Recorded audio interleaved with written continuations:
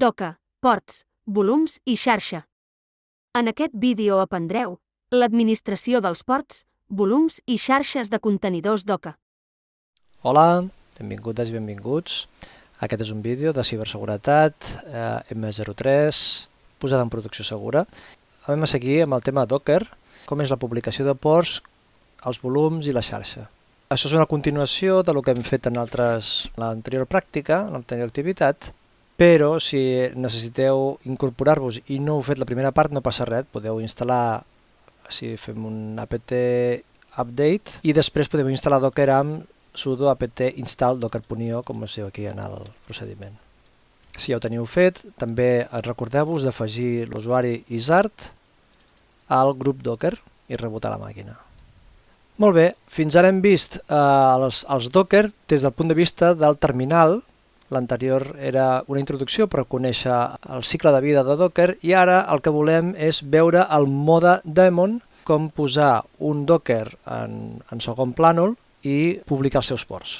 Primer de tot, en comptes d'instal·lar un Fedora i instal·lar-hi els packages, el que farem serà directament fer un Docker search httpd per buscar un servei concret. De manera que Docker search httpd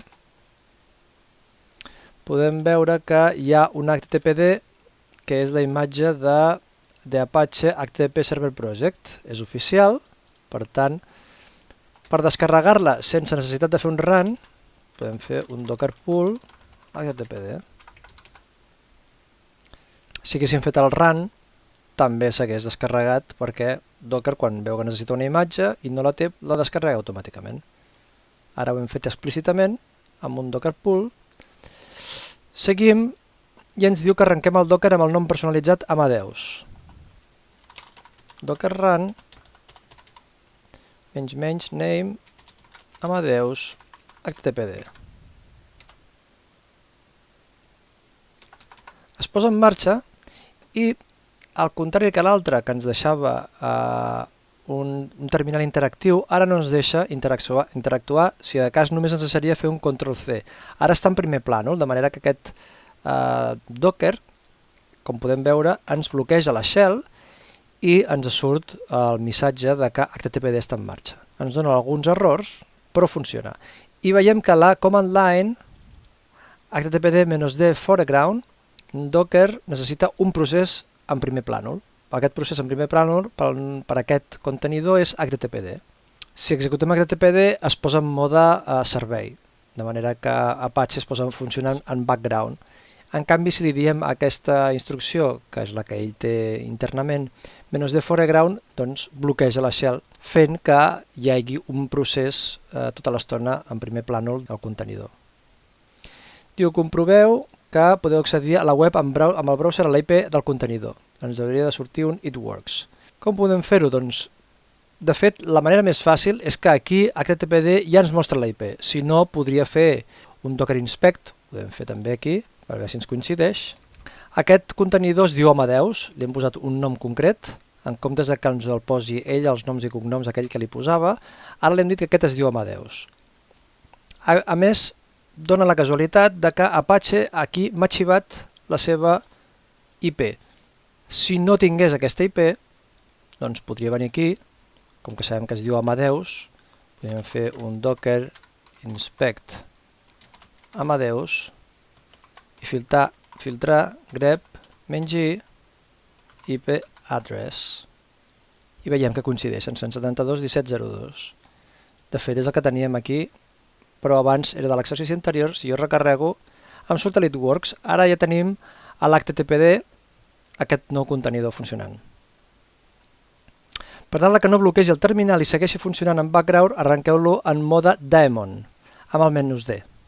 Molt bé, doncs ara, si torno aquí, primer cal fer Ctrl+C per recuperar el control del terminal i eliminar el contenidor anterior, o donaria conflicte amb el nom del container. Clar, si jo faig un Ctrl+C, surto d'aquí i torno a executar un Docker run, com em diu aquí, em surt un conflicte de nom, perquè el container Amadeus ja existeix. Per què no l'ha eliminat? Si faig un docker ps no surt, però si faig un docker ps -a sí que surt. Si està com a exited, podem fer docker rm i amb el tabulador, de fet hem de sortir ja directament, m'ha sortit 2 cops, docker rm Amadeus, ara ja no hi és, llavors sí que puc tornar-lo a engegar com hem fet abans. Docker run, name Amadeus httpd. Però ara em diu aquí que no el corri de la mateixa manera que abans, sinó que li posi un -d. Aquest -d va aquí, Amadeus, i ara sí que m'allibera el terminal. I si faig docker ps, sí que puc veure que ara no està exited, sinó que està funcionant en background. Ja porta 6 segons, si faig docker ps de nou, ja porta 12 segons, etc. Comproveu que teniu el terminal alliberat i que la web funciona. Bueno, anem a comprovar que la web funciona. Efectivament, m'ha tornat a recarregar. També podria fer un curl 172.17.0.2, com que és curtet el missatge, i ens surt el it works, el missatge per defecte de HTTPD. Següent, si es vol publicar el port web al 80, el port 8000 del host, és a dir, que jo pugui veure aquest contenidor en el seu port 80, el pugui veure al 8000 del host, abans cal eliminar el contenidor que hi ha en marxa amb el flag -f de force. Malauradament no puc publicar aquest port sobre la marxa, sinó que em veig forçat a fer un docker rm-f Amadeus i tornar a executar docker run, com hem fet abans, amb el -d, però a més li posarem -p 8000 2.80, vol dir el 8000 de la màquina host al 80 del contenidor. Ara el posa en marxa i ara, per comprovar que funciona, apuntarem el browser a l'adreça localhost 8000, perquè és el propi host. El que estem veient aquí l'hauríem de veure no en aquesta IP, que és la del contenidor, sinó en localhost 8000. I efectivament em surt a l'itworks. Això que hem vist ara és un port forwarding. A continuació em diu entrar dins el contenidor per modificar els arxius. De fet, abans ja hem fet alguna similar en l'anterior pràctica. Suposem que volem modificar els arxius del Docker en marxa. Veureu com entrar dins un Docker per modificar els seus arxius. No és una operació molt orientada a microserveis, perquè normalment els microserveis s'engega un microservei, s'engega un contenidor. Si funciona, se'l deixa en marxa. Si no funciona bé, es mata i es torna a crear un altre. Però sí que es requereix sovint per fer proves i depurar possibles problemes. Per entrar a un contenidor en marxa emprarem docker exec en lloc de docker run. El docker exec el que fa és executar una comanda. Si fem docker ps, jo ja el tinc funcionant i vosaltres segurament també. I està amb el port 8000 publicat. Entrem dins el contenidor amb docker exec. Docker exec -t Amadeus bash. Molt bé, estem a dintre. El que hem fet és, amb l'exec, executem una comanda bash sobre un contenidor ja en marxa, de manera que aquest exec ens facilita poder entrar a dintre executant un bash. Aquí el que farem serà, similarment al que hem fet amb l'exercici anterior, sobreescriure l'arxiu de la front page per mostrar un altre missatge. Fem echo hu lloc server u. En aquest cas, per això, no està al var whtml típic, sinó que està a user local apache2 htdocs index. Aquí ens diu que comproveu que amb el browser que la pàgina principal ha canviat. Ara ja no ha de dir it works, sinó que ha de dir lloc server. Efectivament, i si ho mirem des d'aquí, doncs també. Anem a parlar de volums. La característica principal de Docker és que, al estar orientat a microserveis, el sistema d'arxius d'un contenidor és efímer. Quan fa exited i eliminem el Docker, també s'elimina el seu sistema d'arxius. En aquest cas perdríem els canvis que hem fet. Per això dèiem que no era una pràctica habitual entrar en un Docker per modificar els seus continguts. Això es fa per testejar o per experimentar coses. De vegades també per extreure informació d'una execució errònia. Ara tancarem aquest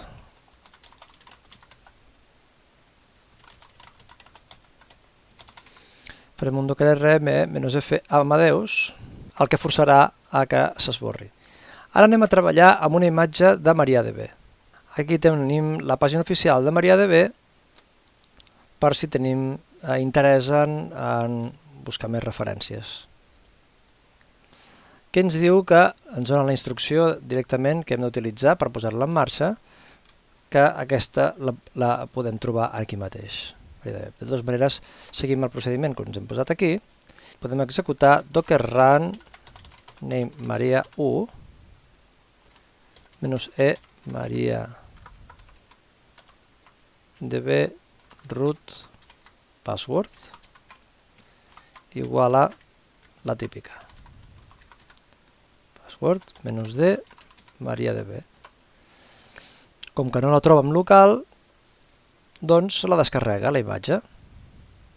Veiem que té diverses capes, fa diverses descàrregues. La més gran potser és aquesta de 87 megas. I hem posat en marxa MariaDB. Ara el que voldrem fer és connectar-nos amb ella.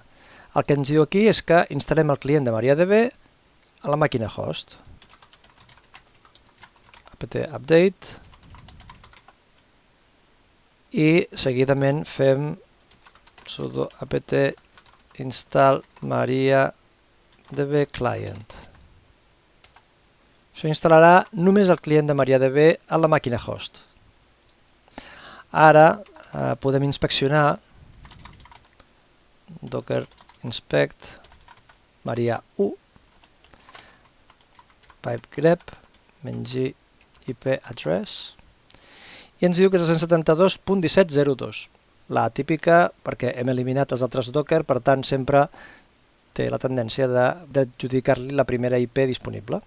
Llavors connectem el contenidor MySQL amb MySQL-1 root -p password -jack i la IP del contenidor, per això l'hem buscat, 172.17.0.2. Veiem que hem entrat dintre del contenidor MariaDB i ara podríem crear una base de dades. Create database test1. Efectivament hem pogut tirar la base de dades, just test1, ja estem a dintre, podríem fer un show databases, podríem veure que efectivament test1 s'ha creat. I aquí el que ens diu també és que creem una taula, create table, a b int. Una taula amb una columna que es diu b, plena d'íntegers, molt senzill. Insert into a, values 10. Select asterisk from a. Una cosa molt senzilla, veiem que hem posat dades. Sortiu de la shell, diu, de la base de dades amb control+d. Hem sortit i diu que tornem a entrar, aviam si les dades encara hi són.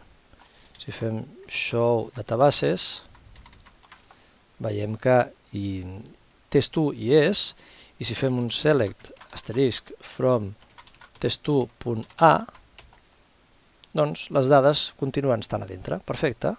Ara bé, tal com diu aquí, si eliminem el contenidor i el recreem, haurà perdut les seves dades. Llavors, si fem Ctrl+D per sortir, fem docker rm-f maria1,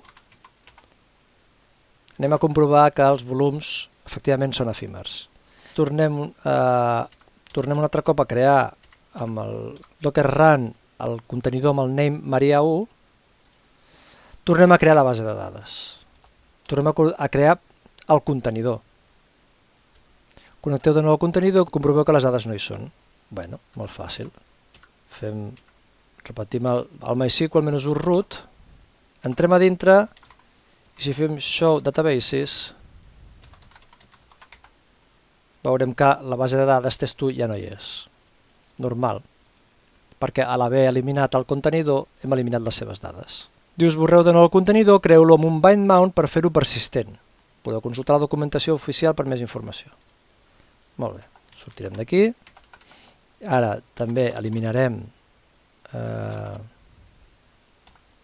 Maria1 i el tornarem a crear amb un afegit. Enganxem aquesta comanda sencera on hi ha el docker run, el mateix que hem fet abans, però amb un afegit que és aquest -b baixa db1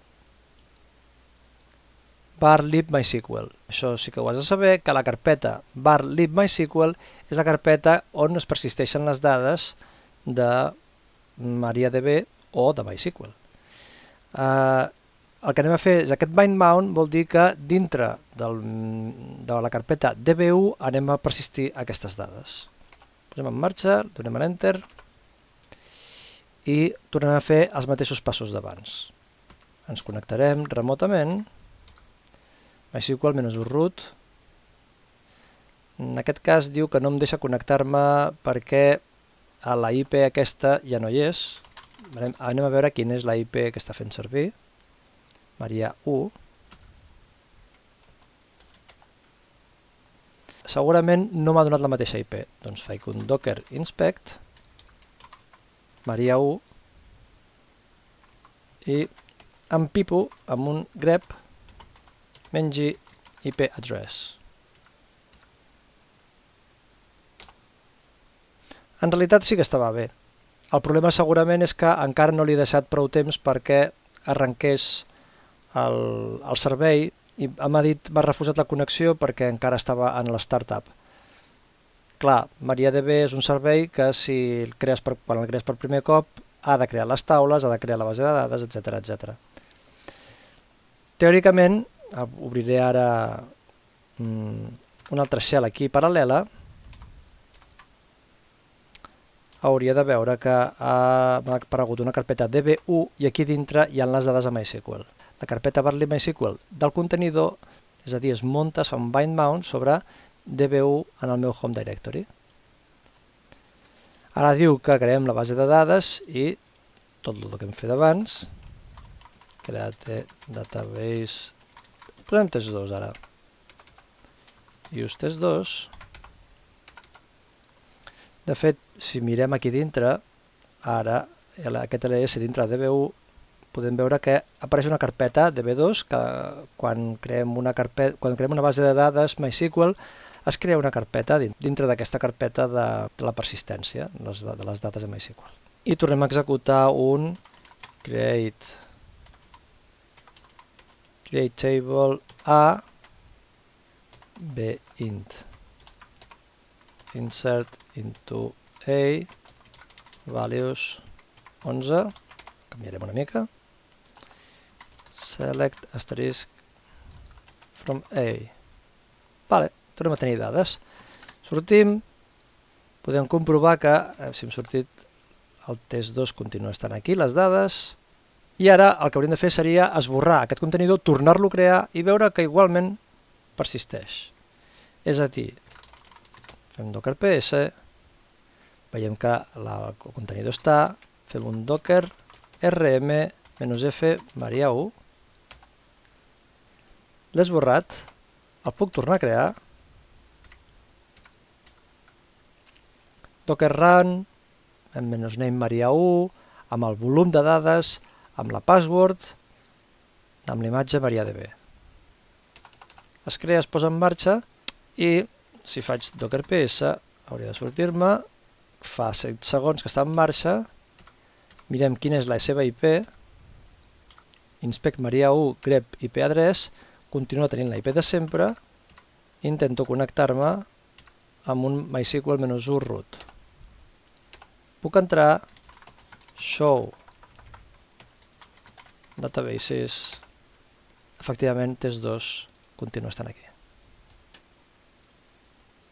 Ara sí que està fent persistència, encara que elimini el contenidor, si el torno a crear amb el volum, amb el mateix volum, aquest menys b baixa, veiem que el volum persisteix. Següent pas, xarxa. En aquesta part es proposarà crear una xarxa bridge, que és la més utilitzada, i comprovar la seva funcionalitat. També veure que la xarxa per defecte Docker 0 és una excepció perquè no hi opera el DNS. Recordem que les xarxes de Docker, la més utilitzada és la xarxa bridge. per defecte que ja hem estat utilitzant fins ara és la xarxa Docker 0, però nosaltres anem a crear una de nova. La nostra xarxa es dirà Net1, però serà un esquema similar en aquest. És a dir, hi haurà un parell de contenidors en una xarxa i un altre parell de contenidors en l'altra. De fet, el que anem a fer és crear dos contenidors a la xarxa Docker 0 i dos contenidors a la xarxa Net1, BBB0, i aquest es dirà BBB1, i aquest altre utilitzarem una imatge d'Ubuntu, Yami, i per tant li posarem de nom Yam0 i Yam1.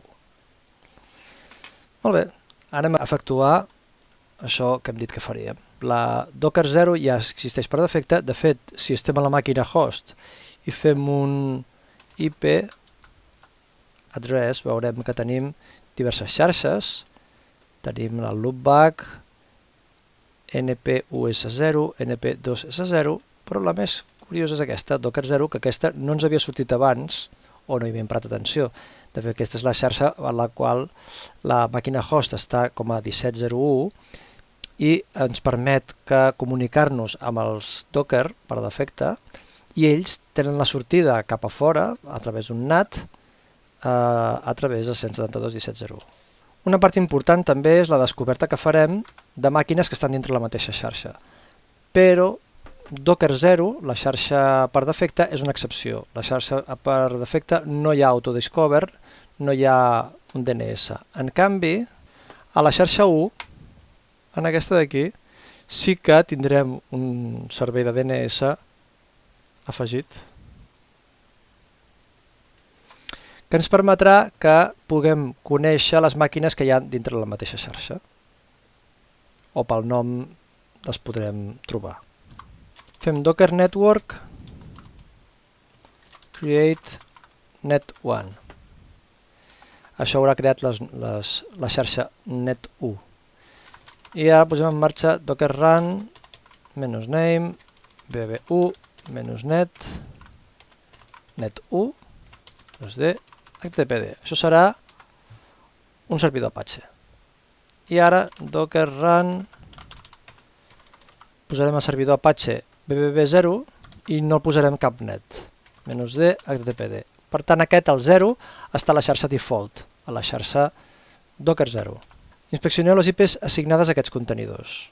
Doncs podem fer, com diu aquí, Docker inspect BBB0 i fem un grep -i IP address 172.17.03, aquesta és la que ens ha donat el BBB0, i el BBB1 farem el mateix. Aviam quina és la IP que ens ha concedit.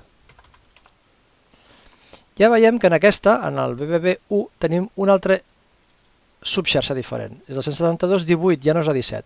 De manera que podem veure que la 17 és la xarxa per defecte, la 18 és la primera xarxa que hem pogut crear quan hem fet un Docker Network Create. Si féssim també de fet un Docker Network ls, veuríem que tenim aquesta net1, que és la que acabem de crear, és un tipus bridge, que són, com dèiem, les més emprades. Molt bé, ara, a part d'aquests, hem dit que crearíem 4 màquines. De fet, hem creat 2 només fins ara. Recordem que aquest esquema és el que anem a fer i de moment tenim aquesta BBB0 ok, aquesta BBB1 també ok. Ara ens falta la Yam0 i la Yam1. Docker run -name Yam1 -net1 -ti perquè entri en mode interactiu Ubuntu :Yami. Ubuntu seria la imatge, la versió concreta que volem descarregar. I executem bash. Es descarrega les diverses capes d'Ubuntu Yami i es posa en marxa. Com hem vist, és bastant ràpid. Ara, per poder fer operacions dintre d'aquesta Ubuntu, haurem de fer un apt update i un apt install curl iputils -ping.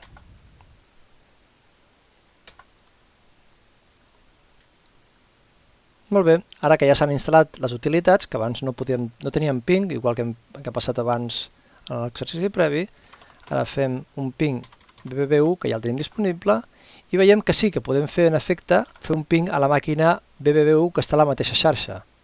Si li fem un curl, també ens surt el it works. Si li faig un ping a la màquina BBB0, que està a l'altra xarxa, no la troba, que és just el que hauria de passar.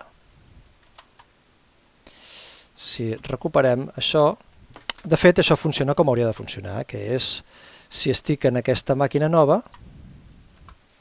aquesta màquina d'aquí, si intento fer un ping en aquí, això sí que hauria de funcionar, però si intento fer un ping cap allà fora, això no ha de funcionar. I si ho intentem fer per IP, el que ens diu aquí és, vale, doncs, si igual no fa un autodiscover i no funciona el DNS, però què passa si forço de que la trobi a través de les IPs? Mirem-ho des d'aquí. Docker inspect BBB0 grep-i IP address i recordem que és 172.17.03. Doncs si jo faig un ping 172.17.0.3, veig que per molt que jo ja tradueixi la IP, tampoc no m'arriba. Ni a la 2 tampoc, perquè les dues xarxes estan separades i aïllades. Quins errors dona? Doncs de moment no ens està donant errors, simplement no ens està connectant i ja està. Des del servidor UBUBU també es podria veure la màquina JAM1. Anem a fer al revés. Diu, clar, obrir un terminal nou perquè, com que aquesta és una màquina Ubuntu, estem executant baix i hem de deixar-la aquí per mantenir que continuï funcionant. Anem a un altre terminal, l'esborro, netejo, docker exec, -ti, BBB1 baix. Ara estic entrant al servidor Apache i faig el mateix que abans. Apt update, instal·lo IP útils,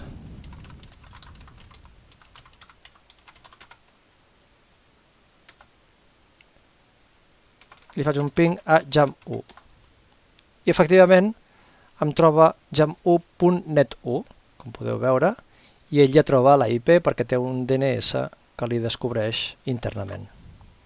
Recordo que estem en això d'aquí. Fins ara havíem provat de jam1 cap a BBB1 i ara hem fet al revés. Hem entrat a BBB1 i hem fet un ping de tornada cap a jam1.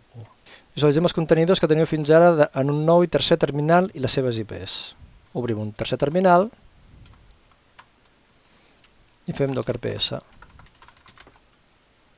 I estem veient la MariaDB que tenim d'abans, els dos HTTPDs que són BBB0 i BBB1 i jam1.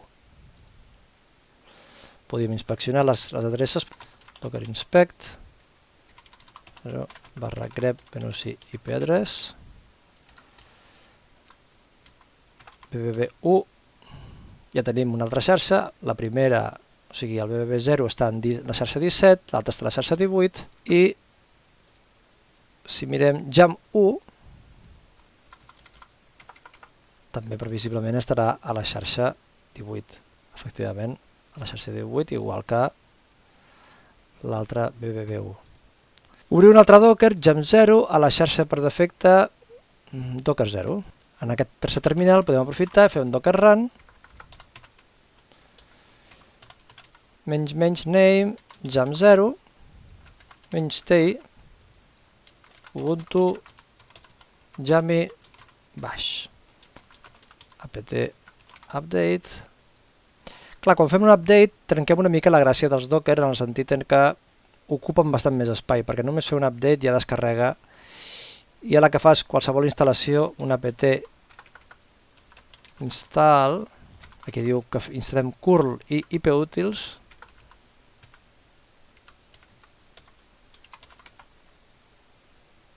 imagina't si fas un upgrade, llavors la cosa es desmadra, passa d'ocupar uns 100 megas aproximadament i llavors, clar, creix molt el tamany del contenidor. No és el més optimitzat. Comproveu que entre màquines de la xarxa per defecte Docker 0 no podem fer ping per nom, però sí per IP. comprovem que podem fer, des de dintre d'aquesta màquina, podem fer un ping a la màquina BB0, no ens deixarà perquè és per nom. Efectivament, s'està aquí esperant que contestin algú, però en altres sistemes pot ser que doni un altre tipus d'error. Aquí m'ha donat temporary failure in name resolution, en aquest cas m'ha donat name or service not known, depèn de la configuració. Si faig en canvi un ping a BB0 però a través de la IP, que abans la sabíem, està molt amunt però està. Vale, BB0 té la 172.17.03. Vale, doncs aprofitem-ho. Vale, ping 172.17.0.3. I efectivament em contesta. Però quan ho faig per nom no em contesta, la que en dèiem. Quan creem una xarxa nova creada per nosaltres, hi ha DNS. Quan utilitzem la xarxa per defecte Docker 0, no hi ha DNS i per tant els pings entre les màquines s'ha de fer per IP. Comprovem que no podem fer ping, diu, ni per nom ni per IP als contenidors de la xarxa net1. Anem a comprovar això perquè és important. Si jo estic a jam0, si intento fer un ping a jam1, veiem que no em contesta. Si intento fer el BBB1, no contesta. Per tant, si intento fer un 172.18.02 i 18.03,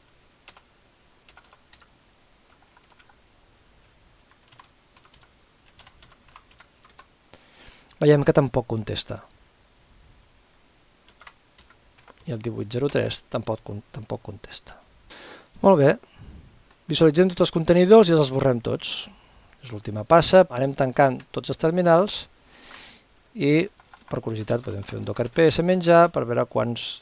Tenim uns quants. N'hi ha 3 que són els Apaches i MariaDB, que encara estan en marxa perquè com que els hem posat en background continuen en segon plànol, mentre que els Ubuntu estan en estat exited. Aquests dos exited els podríem esborrar amb un docker rm a seques, però aquests dos no s'esborrarien perquè hauríem de fer-lo amb un rm-f, perquè -f força que encara que estigui en marxa s'elimini. Llavors podem fer aquesta instrucció, que també és important, com vam dir, en recordar-se, docker rm-f $docker ps -q. I així fem net, repetim docker ps menjar, ara sí que està tot net, i podem visualitzar les xarxes, com hem dit abans, network ls. Podem veure la xarxa net1. Perfecte. Ja ho tenim tot net i fins a propera pràctica. Moltes gràcies, espero que hagueu seguit fins aquí i espero que us hagi estat útil. Heu vist com publicar ports d'un contenidor. Com entrar dins un contenidor en marxa i executar-hi ordres. Com persistir les dades d'un contenidor amb els volums.